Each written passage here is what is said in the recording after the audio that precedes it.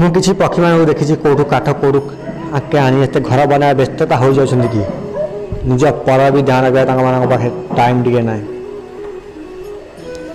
ତାକେ ଏ କଥା ବି ଭୁଲି ଯାଉଛନ୍ତି କି ତାଙ୍କ ପାଖେ ଏତେ ବଡ଼ ଗୋଟେ ଖୋଲା ଆକାଶ ବି ପଡ଼ିଅଛି ଯେଉଁଥିରେ ତାଙ୍କେ ଖେଳ ବୁଲି ରହିପାରନ୍ତି ନାଇଁ।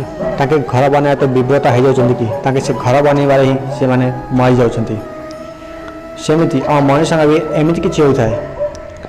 ଆମେ ପଇସା କମାଇବା ଏତେ ବ୍ୟସ୍ତତା ହୋଇଯାଉଛନ୍ତି କି ଆମେ ଏ କଥା ଭୁଲି ଯାଉଛନ୍ତି କି ଆମ ଜୀବନରେ ଖୁସି କିଛି ଅଛି ବୋଲି।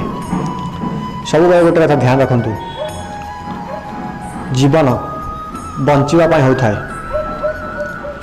ପଇସା କମାଇବା ପାଇଁ ଏ ଜୀବନ କେବେ ବି ହୋଇନଥାଏ। ସେଥିପାଇଁ ଆପଣମାନେ ବି ସେଇ ପକ୍ଷୀ ଭଳିଆ ସେ ଘର ବନେଇବା ଏତେ ବ୍ୟସ୍ତ ହୋଇଯାଉନାହାନ୍ତି କି ତୁମେ ଭଲରେ ବଞ୍ଚିବା ବି ଜାଣିପାରିବ ନାହିଁ। ସେଥିପାଇଁ ଆପଣମାନେ ଭଲରେ ବଞ୍ଚିବାକୁ ଚାହୁଁଛନ୍ତି ତ ନିଜ ପରିବାରକୁ ଟିକେ ଟାଇମ୍ ଦିଅନ୍ତୁ, ପଇସା କମାଇବାକୁ ଟାଇମ୍ ଦିଅନ୍ତୁ। ତ ଆପଣମାନଙ୍କୁ ବହୁତ